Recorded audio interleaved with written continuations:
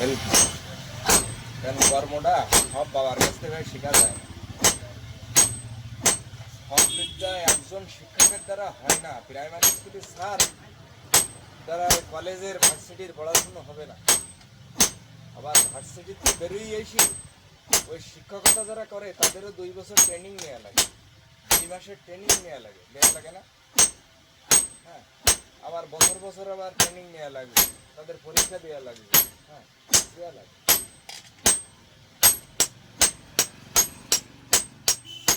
ভাই তোমার বাবা তো মনে করো যে এই জগতের বাঘ, তুমি মেসি বিড়াল হবো।